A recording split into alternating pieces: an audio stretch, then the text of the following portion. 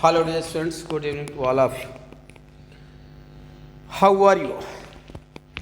I hope that your study will be going properly and you have enough time by the mercy of चयन आयोग. आपके पास अब पर्याप्त वक्त है तैयारी करने का और अच्छे से तैयारी कर लें, कहीं से कोई भी टॉपिक आपका अधूरा न रहे. तो इधर जैसे ही टाइम एक्सटेंड हो गया, वैसे तो मैं पहले ही कह रहा था, जैसा कि इसके पहले बताया था कि शायद आप क्रैश कोर्स बैच में मैंने 23 तारीख को ही कह दिया था कि एग्ज़ाम की डेट एक्सटेंड होगी और एक्सटेंड हुई भी. तो आप अपने को मेंटली लास्ट में एंड जून के लिए रेडी रखें. वह सत्य हुआ. तो बच्चों का ढेर सारा फ़ोन आ रहा है. ज़रूरी नहीं है कि सभी बच्चे क्लास ही करें, चाहे वो ऑफलाइन हो चाहे ऑनलाइन हो, या कोई बच्चा नोट्स परचेज करता है तो उसके सिवा भी ढेर सारे बच्चे की इच्छा होती है कि हम सेल्फ स्टडी करते हैं. काफ़ी कुछ फ़ोन आए तो उस हिसाब से मैंने इसको डिसाइड किया एक वीडियो बनाने का. उनका कहना है कि सेल्फ स्टडी, तो यह मैं भी कहता हूँ कि जो सेल्फ स्टडी होती है बेटा, self study is the best study. Without self study you can't qualify the exam. आप एकदम टू बी फ्रैंक ध्यान दे के सुन ले, बिना व्यक्तिगत लेबर के, बिना सेल्फ स्टडी के परीक्षा क्वालिफाई नहीं की जा सकती. टीचर जो होता है वो एक मेंटार होता है, एक गाइड होता है, और हर एक टीचर अपना मैक्सिमम प्रयास करता है कि to give his best to his students. हर एक शिक्षक अपना प्रयास करता है कि जो हमारे पास मैक्सिमम है वो हम बच्चे को देंगे. तो वो मैं भी कहता हूँ कि self study the best study. या हमें केवल दो बातें आपसे कहना है. एक यह कहना है कि सेल्फ स्टडी के सिवा आप थोड़ा सा फोकस किया करें कि सेलेक्टिव स्टडी, यह जो आपका स्टडी है ना, इसको आप इस पार्ट में लिया करें सेलेक्टिव स्टडी. यहाँ हमको क्या करना चाहिए, सेलेक्टिव स्टडी करना चाहिए. और लेकिन हम इसकी जगह कर क्या जाते हैं, सेलेक्टिव स्टडी की जगह बेटा हम क्या कर जाते हैं, कलेक्टिव स्टडी कर जाते हैं. हम का मतलब है हम विद्यार्थी से कि आप बहुत ज़्यादा पढ़ जाते हो. जो चीज़ें नहीं ज़रूरी हैं उनको आप पढ़ लेते हैं और ज़रूरी चीज़ें छूट जाती हैं. तो कई बार आप कहते हैं को dear God I have missed this topic, ये मेरा टॉपिक छूट गया, यह मेरा टॉपिक छूट गया. तो पहले तो यह जाने कि what is the difference between selective study and collective study. Selective study और कलेक्टिव स्टडी अंतर क्या है. दूसरा एक बात और आपसे कहना है कि आप डिफरेंस को भी जाना करो. बच्चे जब यहाँ क्लास करने आते हैं ऑनलाइन की ऑफलाइन, तो जब उनसे मैं पूछता हूँ कि आपके पास कौन कौन सी किताबें हैं, ध्यान से सुनिएगा, मैं उनसे पूछता हूँ कि आपके पास कौन कौन सी किताबें हैं, तो गाइड का नाम लेते हैं, दो चार गाइड बता देते हैं, फलाना है फलाना. मैं पूछता हूँ बुक्स, तो कहते हैं यही बुक्स हैं. तो my dear brother, there is great difference in the content of a guide and a book. Book में हर एक चीज़ डिटेल डिस्क्रिप्टिव दी गई होती है और from every angle it is defined in the book. For example अगर रहना सा है तो गाइड में 4 ऑब्जेक्टिव बना दिए गए, 4 लाइन लिख करके लेखक फुर्सत हो गया. बुक में देखेंगे तो डिटेल डिस्कशन होता है, फ्रॉम एवरी एंगल डिस्कशन होता है. बच्चों को तो यहाँ तक दिक्कत होती है गाइड पढ़ने के, आप इतने आदी हो गए, या ऑब्जेक्टिव पैटर्न ऑफ स्टडी के आप इतने आदी हो गए हैं, यही नहीं पता होता है कि what is the basic difference between grammar GRAMMAR and GRAMMER. दोनों में क्या अंतर है, ग्रामर और ग्रामर में क्या अंतर है. दूसरा देखें जैसे बुक्स और गाइड में, तो बुक आप डिटेल स्टडी के लिए पढ़ा करिए. मैं नहीं कहता हूँ कि कलेक्टिव स्टडी करिए, आप सेलेक्टिव स्टडी करिए. पहली बुक मैंने जो लिखा है वो W जलांग है. इससे अच्छी, इससे आसान भाषा और शायद इससे सस्ती हिस्ट्री ऑफ लिटरेचर की कोई बुक नहीं है, जहाँ तक मेरा संज्ञान है. हो सकता है कुछ मिस हो रहा हो, न याद हो, ढेर सारी बुक्स आती हैं, लेकिन मेरे हिसाब से कंप्लीट आपके परीक्षा के लिए जो भी प्रश्न आते हैं आप देख लीजिए. लेकिन WJ लांग की भी आपको केवल सेलेक्टिव स्टडी करना है. आप उन्हीं टॉपिक की स्टडी करिए. जैसे मान लीजिए हमको शेक्सपियर को पढ़ना है तो WJ लांग में हम एलिजाबेथन एज को पढ़ लेंगे. उसके बाद कंटेम्पोरेरीज ऑफ शेक्सपियर द न्यूज़पेपर्स, यह हो गया सेलेक्टिव स्टडी. अब पूरे एज को पढ़ेंगे तो हमारा क्या हो जाएगा, कलेक्टिव स्टडी होगा. ध्यान रखिएगा. तो don't do the collective study when your exam is near. आपके जब परीक्षा नज़दीक है तो आपको कलेक्टिव स्टडी करने की ज़रूरत नहीं। इस समय आपको कहीं ना कहीं से स्मार्ट स्टडी की ज़रूरत है। वह चीज़ें आप भोजन भी करते हैं तो भोजन के पीछे कॉन्सेप्ट लगाते हैं, एक थॉट लगाते हैं, एक थियरी होती है कि what to eat, when to eat and how to eat. हम क्या खाएं, हम कब खाएं, हम कैसे खाएं। तो आपको जानना चाहिए, it is your responsibility, you are in sore need to manage a job, to get a job. आपको नौकरी पाना है, आपका दायित्व तो बनता है कि हमारे लिए क्या महत्वपूर्ण है, which can lead our life, which can provide me a post. हमको नौकरी मिले तो हम उतने से पढ़ेंगे। हम आ गए 17th सेंचुरी, 17th सेंचुरी आ गए तो there is no requirement to study the whole of, पूरा का पूरा 17वीं शताब्दी आपको पढ़ने की कोई ज़रूरत नहीं। 17वीं शताब्दी में आपको पता है, अगर पढ़ेंगे तो Jacobean period, Caroline period, Commonwealth period, restoration of monarchy, उसके बाद द ब्लडलेस रिवॉल्यूशन। इतना पढ़ने की ज़रूरत नहीं है। आप मिल्टन पढ़ें, मेटाफिजिकल पोएट्री, कैबिलियर पोएट्री, और मेरे हिसाब से इतना पर्याप्त। लिटरेरी सिनारियो पढ़ने के लिए जब आप कॉमेडी ऑफ माइनर्स पढ़ेंगे तो ऑलरेडी उसको पढ़ेंगे, हीरोइक ट्रेजेडी पढ़ेंगे तो आप ऑलरेडी पढ़ेंगे। तो जब भी डब्ल्यू जेलांग को पढ़ें तो हम क्या करें, सेलेक्टिव स्टडी करें। हाँ, गाइड को आप लीजिए, मैं गाइड के लिए मना नहीं करता हूँ, लेकिन गाइड जो भी हैं वो रिवीजन के लिए अच्छी होती है। हमने तैयारी अच्छी कर लिया, अब उस तैयारी को हमको परखना है कि what is the real standard of my preparation. हमारी जो तैयारी है उसका रियल स्टैंडर्ड क्या है, उसको परखने के लिए अब आप गाइड ले लीजिए, लेकिन वो भी थोड़ा ऑथेंटिक करिए, वो भी थोड़ा ऑथेंटिक जो आपको लगे, जो मार्केट में हो आप उसको ले लीजिए।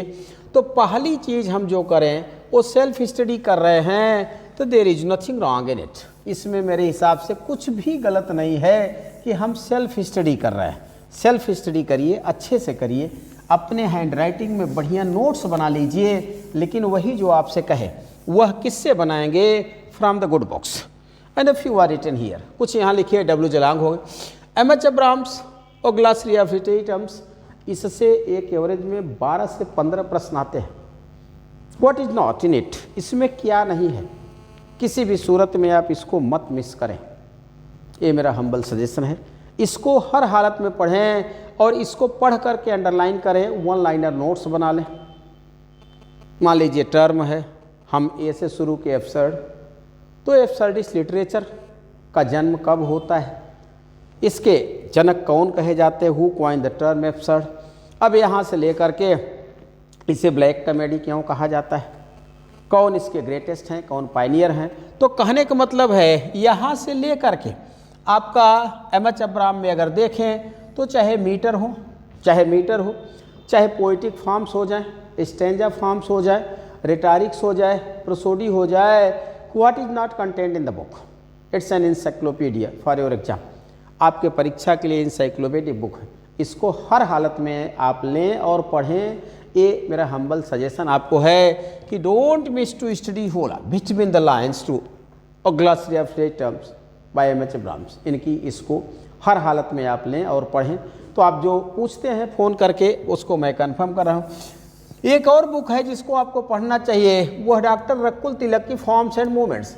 कोई रकुल तिलक की ही ज़रूरी नहीं है, ये तो सबसे अच्छी आती है हडसन की, अगर आपके पास है तो आप वहाँ से पढ़ लें। रकुल तिलक की ले सकते हैं, यसी मुंद्रा की ले सकते हैं। और अगर आपको लगता है कि नहीं हमको हिंदी मीडियम चाहिए तो एक और कोई आती है और जो उसको ले लीजिए। मैंने कुल मिलाकर के जो आपको चीप एंड बेस्ट पड़े, जो इजीली आप जिसको समझ सके आप उसको ले लीजिए। उसके बाद नीचे लिखा है professor Maninder Nath, rhetoric and prosody. आपको पता है कि आपके परीक्षा में अब दोनों चीज़ें आती हैं, अलंकार तो आता ही आता है, 3 से 4 कभी 5 प्रश्न आते हैं, अब मीटर से भी प्रश्न आते हैं। मीटर में केवल उसका साउंड सिस्टम पूछता है कि a poetic meter made by stress and stress is called, made by stress and stress called. तो इसके लिए मनिंदर नाथ की बुक आती है रिटारिक एंड प्रोसोडी। अलंकार और छंद शास्त्र बहुत अच्छी होती है, इसमें आपको अलंकार मिल जाते हैं with a lot of examples मिल जाते हैं। और कई बार आप देख लीजिए आपके परीक्षा में यहाँ से सीधे सीधे प्रश्न आए, आपके परीक्षा में जो अलंकार के आते हैं प्रश्न वो सीधे सीधे आज गए हैं। वह नाम क्या है? Professor Maninder Nath. Rhetoric and prosodic आप इसको ले लें। अलंकार हो गया, मीटर हो गया, स्टेंजा फॉर्म हो गया, एमजेज हो गए, वह यहाँ से आ जाएगा। तो ये लिटरेचर के लिए बहुत ज़्यादा बुक नहीं लिखा है, लेकिन जहाँ तक हम होप करते हैं अगर इन चार को जैसे मैंने बताया है, चारों को मैंने बताया है क्या करना है, सेलेक्टिव स्टडी करना है। सेलेक्टिव स्टडी करना है। अगर आप इन चारों की सेलेक्टिव स्टडी कर गए then surely you will qualify the exam. आप चीज़ों को एक बार पढ़ेंगे, पढ़ने के बाद फिर उनको जो है नोट करेंगे, रिवाइज करेंगे, इतने में याद हो जाती हैं। 2 बार 3 बार हो गया तो कभी चीज़ें भूलती क्या है? नहीं है। फिर हम आते हैं, अब ये तो बात लिटरेचर की थी। ग्रामर, ग्रामर में हमसे 2 प्रकार, हमसे माने परीक्षा में विद्यार्थी से 2 प्रकार के प्रश्न पूछे जाते हैं। यहाँ क्या लिखा गया है? ग्रामर। एक हमारा क्या होता है? अप्लाइड ग्रामर होता है, जिसमें हम रूल्स रेगुलेशन को पढ़ते हैं, जिसमें हम सिंटैक्स को पढ़ते हैं। तो अप्लाइड ग्रामर के साथ फंक्शनल ग्रामर भी आता है। तो रूल्स रेगुलेशन को पढ़ें, उनके साथ 4-5 जो फंक्शनल पॉइंट्स हैं उनको कभी मिस न करें। उनमें नंबर 1 आपका क्या आता है? वो है कम्प्रिहेंशन। कम से कम 5 मैक्सिमम 10 नंबर को होता है और बहुत महत्वपूर्ण रोल अदा करता है। तो एक तो don't miss to study the comprehension. Comprehension के बाद आपका पंचुएशन हो गया, उसके बाद देखिए क्लोज टेस्ट हो गया। इसके बाद क्लोज टेस्ट के आपका जो वर्ड पावर होता है, वर्ड पावर टोटली डिपेंड करता है आप कितना बढ़िया उसको तैयार कर लेते हैं। क्योंकि वर्ड पावर टाइटल में देखें तो not less than 5 to 6 units.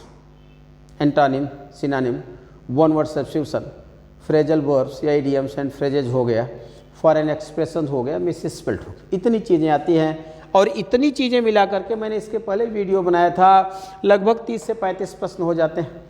तो ग्रामर की मुझे जो सबसे ऑथेंटिक बुक लगती है, मार्केट में ढेर सारी हैं, आप रेन मार्टिन ले लें, high school English grammar and composition, इसको विद की लीजिए। इसको क्या लीजिए? विद की।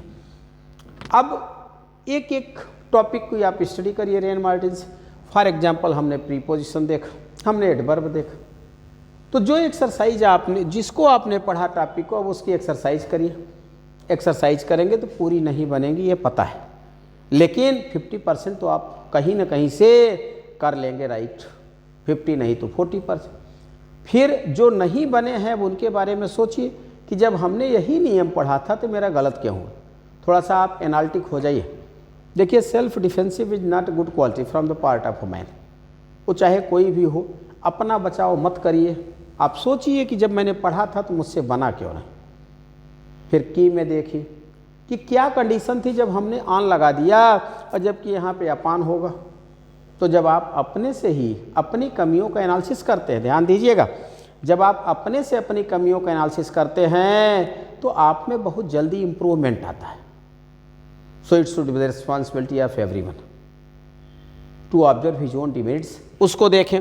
अब विद की लेंगे तो जो भी दिक्कतें हैं उनको देख लेंगे, और ऐसा शायद कोई टॉपिक नहीं है वर्ड पावर को छोड़ दें जैसा बताया गया कि इसमें न दिया गया हो, माने रेन मार्टिन में न दिया गया हो। नेक्स्ट है प्रैक्टिस वर्कबुक।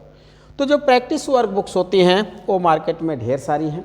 आपको जो अच्छी लगे आप उनको खरीद लें, आपको जो अच्छी लगे खरीद लें, और उनसे जिस टॉपिक को आप पढ़ते हैं, जैसे मान लीजिए कि हमारा आज नरेशन पढ़े, आपने नरेशन पढ़ा, तो फिर नरेशन की एक्सरसाइज आप कहाँ करें? आप ठीक है जिससे पढ़ा है आपने, अगर रेन मार्टिन पढ़ा तो यहाँ तो पर्याप्त दिया गया है। रेन मार्टिन के सिवा भी अगर आप चाहते हैं तो जो प्रैक्टिस वर्कबुक आपने परचेज किया है आप उससे पढ़ लें।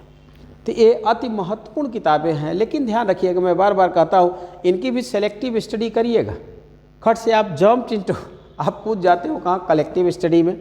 तो जो भी फ़ोन किए थे मैंने सबको यही बताया था कि आप बुक की बात करते हैं कि which are the important books which must be study, जिनको हमको पढ़ना चाहिए तो मस्ट बी स्टडीड। तो आप यह किताबें हैं, आप उनको नोट कर लें, आप अपने जहाँ भी हैं वहाँ से परचेज कर लें। इसके सिवा अगर कोई और नीड आपको होती है तो उसके बारे में भी आप क्वेरी करेंगे, then I will try my best to give you proper response. ठीक, आप व्हाट्सएप भी कर सकते हैं, ज़रूरी नहीं है कि आप केवल और केवल हमको कॉल करें।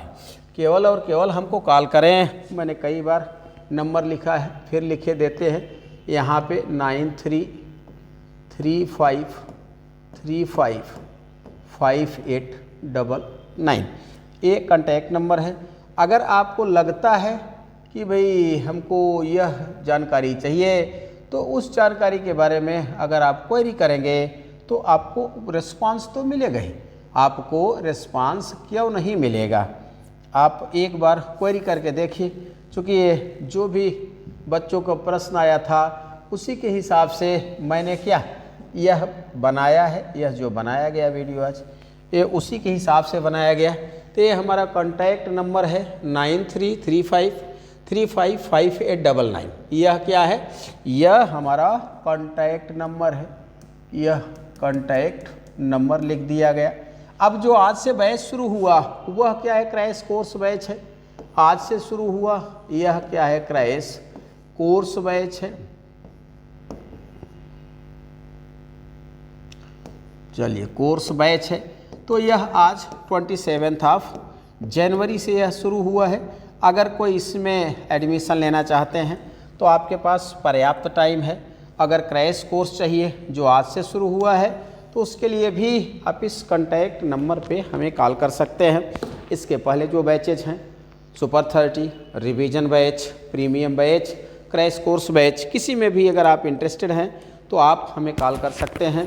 तो अब good night to all of you, best of luck, may God bless a seat to everyone. हम तो बीइंग अ टीचर, शिक्षक हो के यही आशा करेंगे कि सबको एक सीट मिल जाए, एक पद मिल जाए, एक पोस्ट मिल जाए। We will meet again with the next video. Best of luck, good night to all of you, bye.